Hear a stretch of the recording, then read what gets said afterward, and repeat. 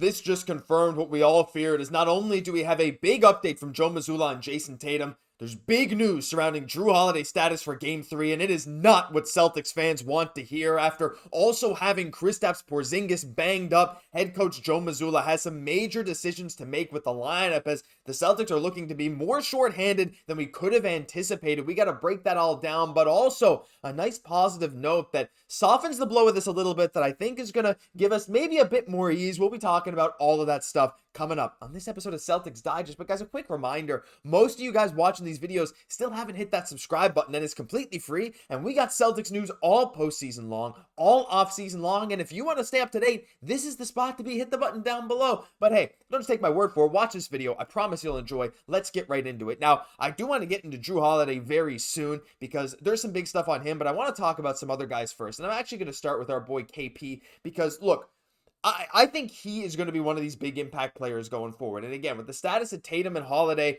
a bit questionable, which again we'll talk about in a minute, Kristaps Porziņģis already is an X factor for the Spurs, especially when one of the stars is struggling or maybe they go down. And honestly, we saw that come into effect in Game 2 as he goes down, getting hit in the head, bonked in the head, the unicorn losing his horn, that crazy bandage, had to get stitches after that Goga Patatse elbow. You know, he did get multiple stitches, but it seemed like he could have been down even more, but he came back. And the big thing with Porziņģis is that he showed up big time, and I just want to leave some love for Tingus Pingus before we get into the rest of the video. I think you guys should too. Leave some thank you Tingus Pingus down in the comments below because, look, in Game 1, 26 minutes, he didn't have his best performance. Luckily, it didn't matter too much. 5 points, 4 steals, which was kind of nice, again, that block. But honestly, in Game 2, I don't want to say he was the savior, but he was very, very good. Jaylen Brown, of course, was the big star of that game, but coming in, taking that elbow to the head, still dropping a cool 20 and 10 with 2 steals and 2 blocks. Honestly, yeah, the shooting wasn't great. The three-point shooting, not really there, and we hope he can bounce back and play even better, but getting that 20 and 10 is incredibly important. So I just wanted to leave some love for Kristaps because I think he deserves it, right? He's been a warrior for this team, and he loves it. He said he loves his WWE moments, which I find is absolutely hilarious. Just after WrestleMania season, he's getting into that spirit, so great stuff from him, but he's going to need to step it up. You know why? Because this is worse than we thought. Again, look, I'll be talking about Holiday in just a bit. I want to start with Tatum, but the fact that Holiday is questionable and Tatum is doubtful does hurt. Now, again, am I panicked? Am I worried? No, not in the slightest, but it is kind of what we were all afraid of seeing after last night. We're like, okay, what's going on with Jrue Holiday? What's the status of Jayson Tatum? I hope they're good. Because, I mean, look, Holiday, where's the box score? I mean, Holiday played 36 minutes last night. We're like, oh, you know, is it just a precaution? What's going on here? Is he really hurt? And yeah, no, he's out. You know, the clutch 11 and 6 last night, not to mention the defense, or not last night, last game. The defense for Holiday is obviously, like, I don't need to say it. It's said by everyone. It's elite. It's absolutely elite. One of the best in the league. But the idea that we're out with him sucks, but I want to start with Tatum. Like I said, I'm going all over the place because my brain is just trying to process these injuries. Let me slow down, and we'll talk about Jayson Tatum. And I want to go through a quote that Joe Mazzulla said. There it is. He said this on a radio interview talking about Tatum's injury. He said he's dealing with a severe bone bruise. He's day-to-day. He's progressively gotten a little bit better each day. So that's good. I mean, it's good that he's considered day-to-day, but coming into this Game 3 being doubtful, it's like, okay, how long is day-to-day? Because, look, during the playoffs, you're never going to want to say that a guy is week to week. That's not something that you're going to go in and do. You're not going to say, oh, you know, undisclosed, undetermined. You're going to try and soften the blow for the fans and, you know, to try and get butts in seats, but also to keep hope up for the team, not to be doom and gloom. And honestly, I'm cool with it too, because a lot of us Celtics fans, myself included, I know I was talking to Bruce, he was saying it like, look, we all thought Tatum was going to play in Game 2. Not the case. Now doubtful for Game 3. Now, I do believe if this was a 1-1 series heading into Orlando, I think it'd be more likely that Jayson Tatum would play. I do think that the result of a series would affect whether he's playing or not. And I'd love for him to get back just to 100% before playing. But look, the Celtics are in a very fortunate situation where we have enough depth to cover for Jayson Tatum if he's not playing, as evidenced by Jaylen Brown in that last game. 12 for 19, 36, 10, and 5. A very efficient 36, 10, and 5, not to mention, right? 5 for 7 from 3. Derrick White stepping up with the 17, 6, and 5. I love Derrick White. Everyone loves Derrick White. Every team should want Derrick White. He's so good. And even our boy Porziņģis, again, with the 20 and 10, 14 from Pritchard off the bench. The depth is there. But that does lead us into the big part of this video. And if I return here talking about Jrue Holiday, it's tough. Because I did not want to see this. I don't think anyone wanted to see this. Oh, wow, shocker, understatement. Yeah, I know. Obviously, no one wanted to see Jrue Holiday be out.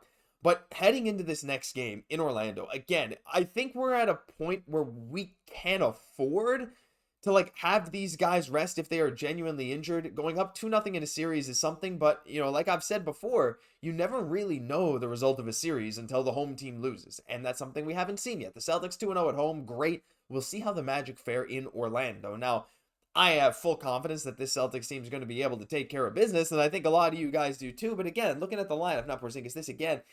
Look, Holiday was very important last game. I mean, he's always important. It's not just last game. He's one of the key components of this team. I mean, the starting point guard of him and Derrick White in that backcourt.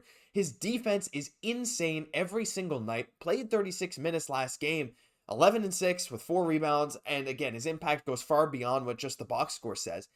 But missing 2 starters is never easy when it comes to a playoff series.